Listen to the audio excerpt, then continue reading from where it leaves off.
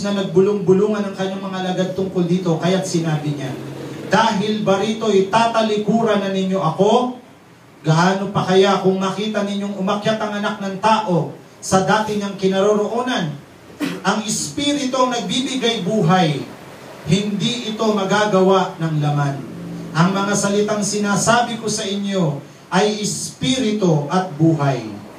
Ngunit may ilan sa inyong hindi nananalig sa akin. Idinugtong pa niya, iyan ang dahilan, kaya ko sinabi sa inyo na walang makakalapit sa akin, malibang loobin ito ng Ama. Mula nooy, marami sa kanyang mga alagad ang tumalikod at hindi na sumama sa kanya. Mga kapatid, ang mabuting balita ng ating kaligtasan, pinupuri ka namin, Panginoon Jesucristo. Tayo po'y makakaupo na, mga kapatid, mga anak. Maraming mga tao ngayon ang tumatalikod sa kanilang pananampalataya sa Diyos. Amen? Amen? Amen. Ang iba ay dahil sa kanilang trabaho. Ang iba ay dahil sa kanilang mga personal na problema. Ang iba ay dahil sa hindi nila kaya yung kabigatan ng paglilingkod na ito. Ang iba ay dahil sa kanilang mga kahinaan at mga lihim na kasalanan. Ang iba ay nawalan na ng mas malalim na dahilan upang magpatuloy pa sa pananampalataya sa Diyos. Ano man ang kadahilanan, iisa lang ang talo sa ganitong pangyayari. Ikaw. Amen? Ang Diyos ay mananatiling Diyos kahit wala tayo. Amen. Pero kapag tayo ay walang Diyos, wala tayong pagulong. Hello? Sabi nung iba, sabi nung aking kaibigan, wala namang Diyos eh. Sabi ko, sige, pagbibigyan kita. Walang Diyos. Kayo mga nakikinig sa YouTube. Ayan. Walang Diyos, sabi. O sige, pagpalagay natin walang Diyos, pag namatay ka, tapos wala palang Diyos, may nawala sa'yo? Wala. Di ba? Halimbawa, walang Diyos, tapos namatay ka, tapos wala palang Diyos, may nawala sa'yo? Wala. Nakuha nyo? O eto. Pag namatay ka, tapos may Diyos pala, yari ka. Judgment. Tama? Oh, yari ka. Hindi ka na pwedeng bumalik dito sa lupa para baguhin mo pa yung paniniwala mong mali. Wala na eh. Patay ka na eh. Tapos pagdating mo, kaharap mo pala ang Diyos. Ay, may Diyos pala. Nye. Yari ka, sabi ko din sa kaibigan ko. Kaya yung kaibigan ko, kahit atheist, nagsimba. Bakit? Maniwala kang walang Diyos, walang mawawala sa iyo. O alin ngayon ang mas maigi? Maniwalang may Diyos o hindi maniwalang may Diyos? Yun ang mas maigi. Sa ating gospel ngayon, hindi na kayanang tanggapin ng mga tao yung itinuro ni Jesus. Kasi ang sabi niya, yung aking laman ay tunay na pagkain. Yung aking dugo ay tunay na inumin. Ang sabi ng mga Hudyo, ito ay cannibalism. Sabi ng mga Hudyo, pero mo, ano tayo, zombie? Kakain tayo ng kanyang laman at iinom tayo ng kanyang dugo. At yung kanya daw laman at yung kanya daw dugo ay tunay na pagkain at tunay na inumin. Andiyan ba kayo? Yes. Oh. Hindi naintindihan ng mga Hudyo na ang tinutukoy ni Jesus, ito. Gets nyo? Sabi ng mga Hudyo, paano natin kakainin yung kanyang laman at paano natin iinumin yung kanyang dugo? Kadiri naman yun.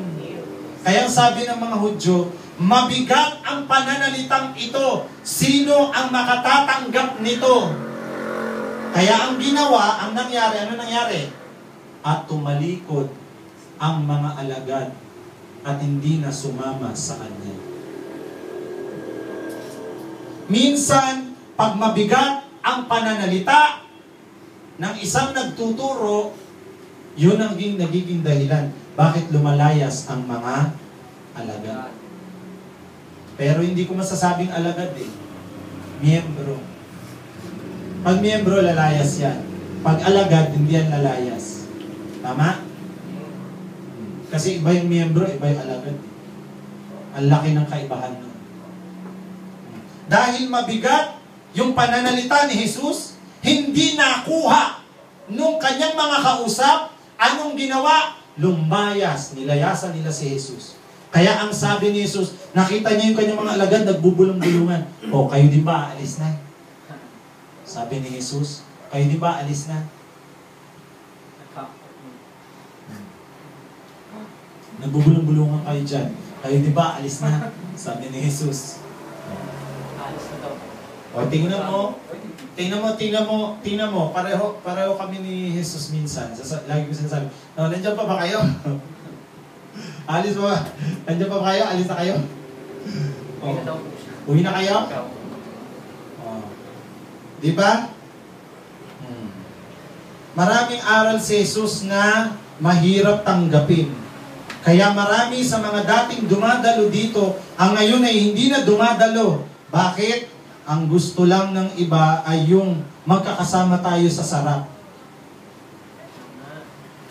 Hello? Wow, punta tayo sa Katanawan. Swimming tayo. Yes, ang dami namin. Pero pagdating na tara, magsimba tayo, iilan lang ang dumadating. Pero kung sasabihin ko na, tara, punta tayo sa beach, kumpleto yan. Diba? Pero kung sasabihin natin, magmimisa tayo, kayo na lang. Masama pakiramdam ko, ang lakas ng ulan, para kang asin, na pag natuluan ka ng ulan, natutunaw ka. Hello, andyan pa ba kayo? Sa sarap, dapat magkakasama, pero pagdating sa hirap, hiwa-hiwalay tayo. Pwede ba naman yung ganon? Yung iba, ginamit nila ang simbahang ito para sa sarili nilang kapakanan. Hindi nandito dahil mahal ang Diyos. Nandito lang dahil mahal nila ang kanilang sarili. Hello? Kasi nakikinabang sila dito. At kapag nakita nila, wala na silang mapapakinabangan sa iglesyang ito, hindi mo na sila makikita uli. Ay wala namang gwapo dun sa church na yun eh. Hindi na ako a-attend. May gwapo nga, may asawa naman. Yun nga, gwapo nga, may asawa nga, malandi naman.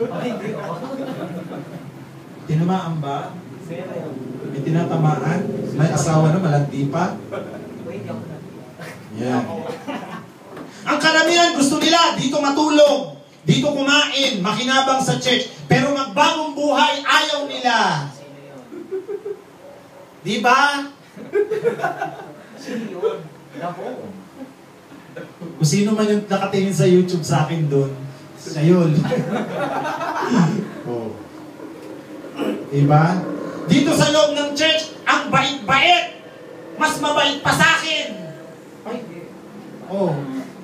Pero pag nasa labas, kung ano-anong mga kalokohan ang pinaggagawa, tapos sawayin mo, pagsabihan mo, ikaw pa ang masama, ikaw ang demonyo, ikaw pa ang naninira, ikaw pa ang hindi tumutulong sa kapwa. Hello, andyan ba kayo? Yes. Maraming mga tao, laging tinatakot ang Diyos. Kapag hindi binigay ng Diyos ang gusto nila, reklamo sila ng reklamo, nananakot pa na hindi na sila magsisimba. Lord, pag di mo binigyan ng kotse, hindi na ako magsisimba. Sabihin ng Diyos, ano naman ngayon? Kailangan ba kita? Milyon-milyon ang mga anghel sa langit na sumasamba sa akin, araw at gabi, 24/7. Tapos ikaw, sino ka?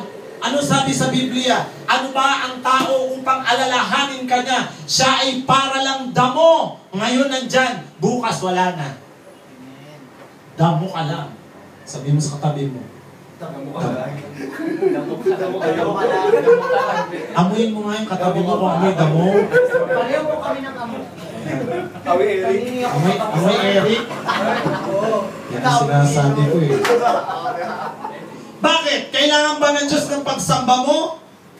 Sabi nga ni Jesus, kahit sa mga batong ito, pwedeng mag-raise up ang Diyos ng mga sasamba sa Kanya. O ngayon, kakailanganin ba niya yung